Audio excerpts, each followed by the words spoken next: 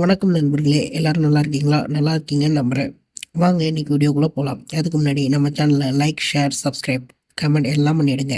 இன்றைக்கி நம்ம பார்க்க போகிற வீடியோ பல்லவர்களை பற்றினது. இந்த பல்லவர்கள் தோற்றம் அப்புறம் அவர்களோட ஆட்சி பற்றி பலவிதமான கருத்துக்கள், பலவிதமான ஆராய்ச்சியாளர்கள்ட்ட இருக்குது.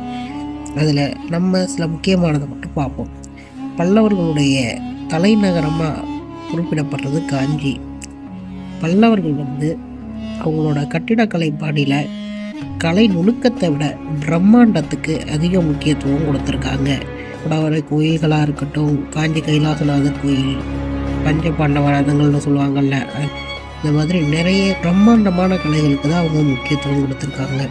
அதே போல் பல்லவர்களோட கொடி பற்றி பலவிதமான ஒரு குழப்பங்கள் நிலவுது.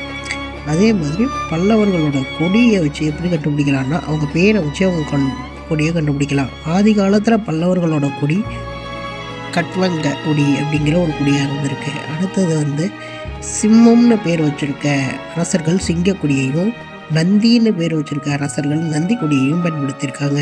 உதாரணமாக அவனி சிம்மன் அப்படிங்கிற பல்லவ அரசர் சிங்கக்கொடியை பயன்படுத்தினதாக சொல்லப்படுது. அதே போல் நந்திவர்ம பல்லவன்கிற அரசர் நந்தி கொடியை பயன்படுத்தியிருக்காரு.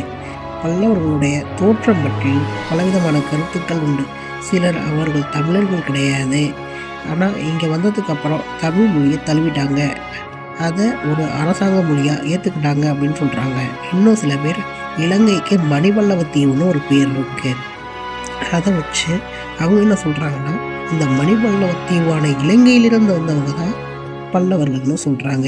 எது எப்படியோ தமிழக வரலாற்றில் பல்லவர்களுடைய பங்கு நிராகரிக்க முடியாதது. என்ன நண்பர்களே, இன்றைக்கி பல்லவர்களை பற்றி சுருக்கமாக தெரிஞ்சுக்கிட்டோமா? இன்னொரு வீடியோவில் நான் விலாவரியாக சொல்கிறேன். தேங்க்ஸ் ஃபார் வாட்சிங். பை.